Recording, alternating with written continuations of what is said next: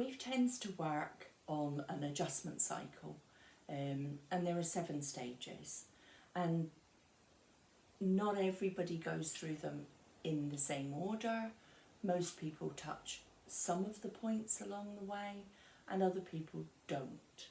I think the thing to kind of work with in a counselling sense with grief is the fact that it's about moving along with the grief cycle.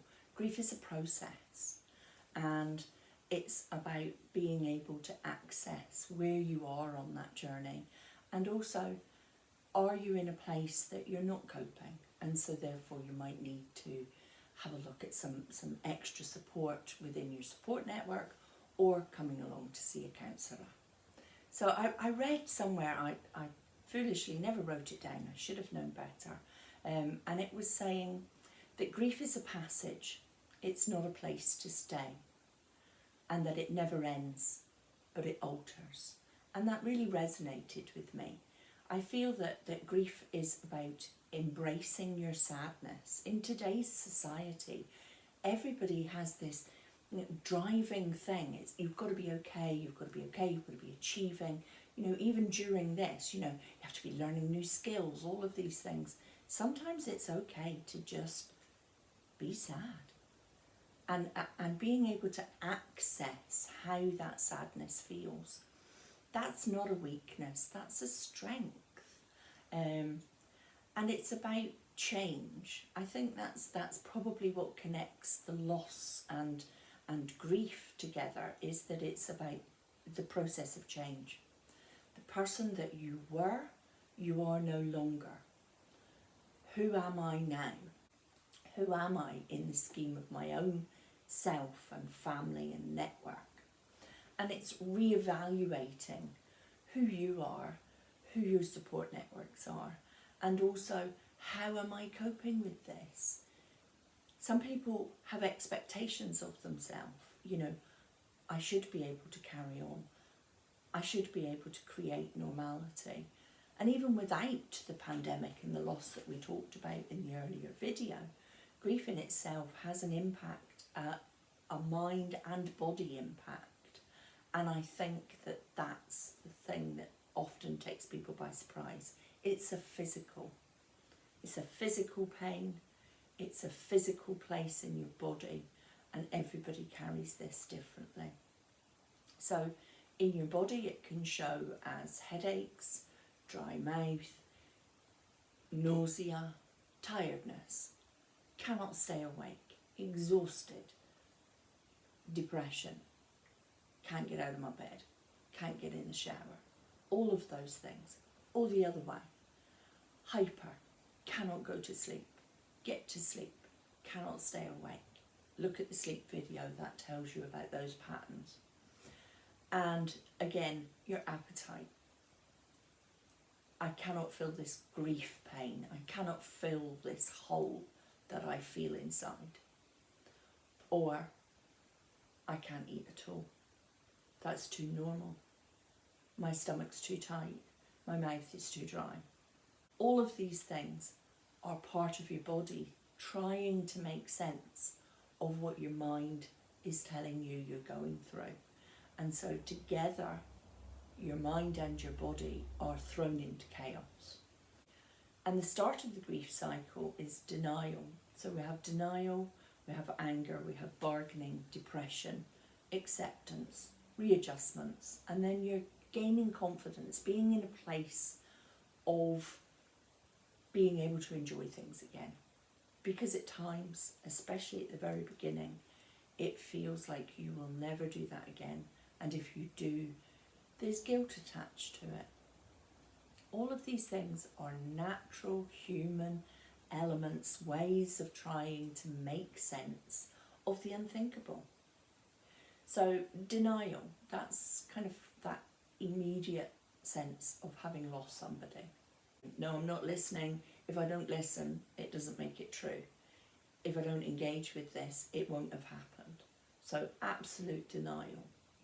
Often the first word on hearing you've lost somebody is no, wrong. No, it's somebody else. So then there's anger. anger at what's happened. You know, why have you taken this person at this time? How dare you? This person didn't deserve that at this time. Blame. Maybe I should have.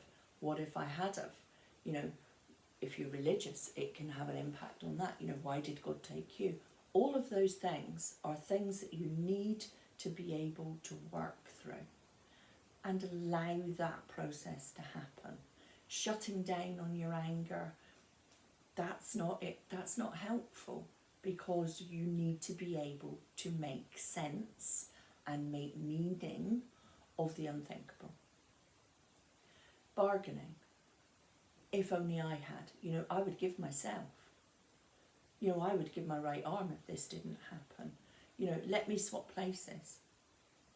All of those things. Again, you're trying to make sense and give yourself control over something that you feel completely out of control with. And actually that's part of the acceptance process. You have no control over who goes, who doesn't go, what you could or couldn't have done. All of those things are out with your actual control. And by working it through in your head, the process is to come to the point of realisation that actually I didn't do, I couldn't do, I shouldn't, I wasn't, all of those things, actually because this happened. And for all the goodwill in the world, I couldn't alter that happening. Then there's often a real low of depression, and it's during that where it's disinterested in usual activities, or it's the overtly engaging, and that's trying to find a coping strategy to stop the feeling of being depressed, or stop the feeling of being overwhelmed with this loss. If I throw lots of alcohol at it, it's not there. If I exercise myself to exhaustion, it's not there. All of those things are about trying to cope with the tiredness. Grieving is an exhausting process, and that's okay. You don't have to be Superman and throw yourself straight back in to who you were before, because you're trying to accept and work out who you are right now.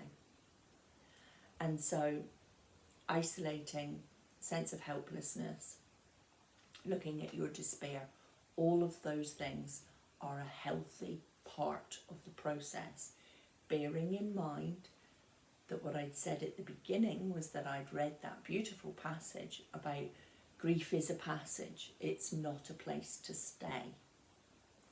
And if you find yourself stuck in this part of the completely trying to zone out, block it out type thing, or the I'm so depressed I can't get out of my bed, that's the point of call that perhaps you need to look at your support networks, or you need maybe to just offload. Go to see a counsellor, cruise, grief counselling, talk to somebody at Samaritans. All of those things are available. Or just simply saying to those who are nearest and dearest, I am really struggling. I'm needing to look at my self-care. I'm needing to move forward on this journey of grief to a different place.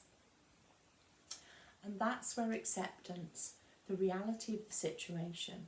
Some people don't like the word acceptance because it makes them feel that it means they're okay with it. I accept it, it's fine. Acceptance means I cannot change it. It's about it doesn't matter, like we talked about with the anger and bargaining. Acceptance is all of those things has stopped. I have to accept, whether I like it or not, that this person is no longer physically in my life.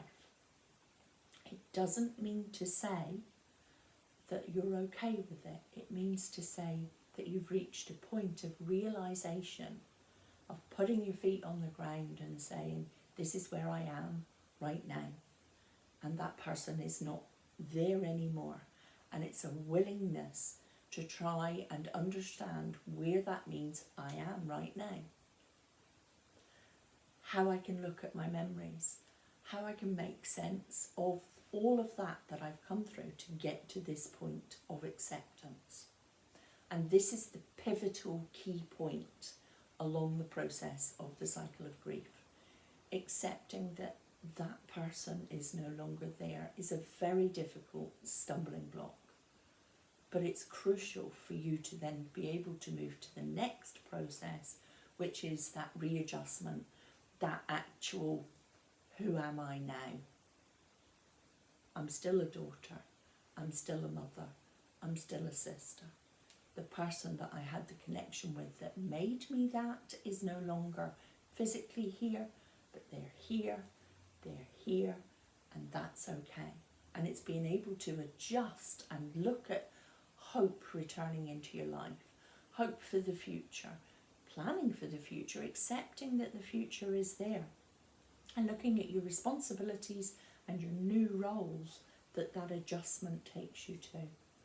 And then the final point is the day that you realise, again I read somewhere and it was about every single day I wake up and I miss you. And that's a terrible thing. But actually the bigger stumbling block is realising that actually today I woke up and I didn't think of you. That doesn't mean to say you've passed on completely in every sense. It means that I am adjusting and moving forward because I am living, I am alive, and I am embracing what we had together, and I'm adjusting to who that is that's left behind, and that's me. And through it all, accepting that I'm learning new skills, I'm changing my network supports, I'm looking at my coping strategies, and through all of it, I'm not beating myself up for something that I don't actually have any power over. The only thing I have power over is how I react and how I look at my life moving forward, and accepting that it's okay to have the hope and the sense of moving forward, and that that's where grief brings you.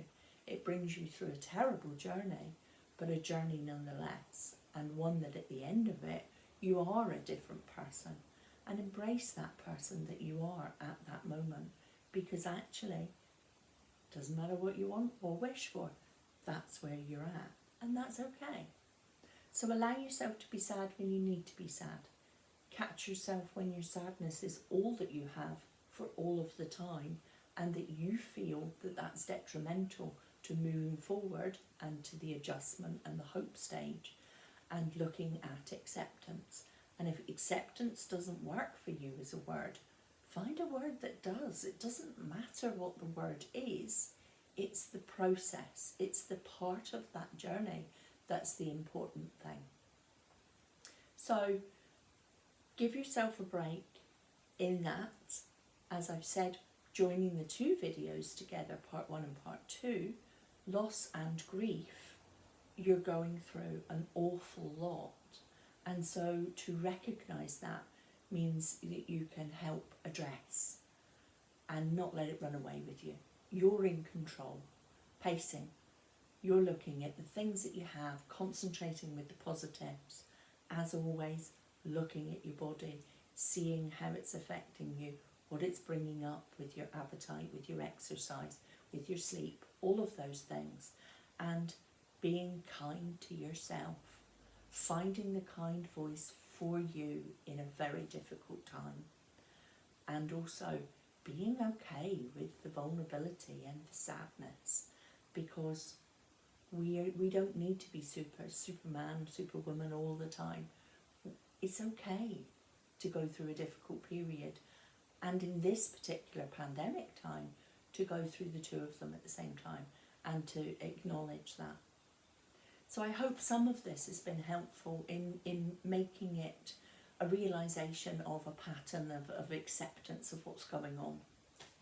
And as always, take care, look after yourself. Feel free, please leave some comments, subscribe for further videos. I will be looking at doing some other waffles.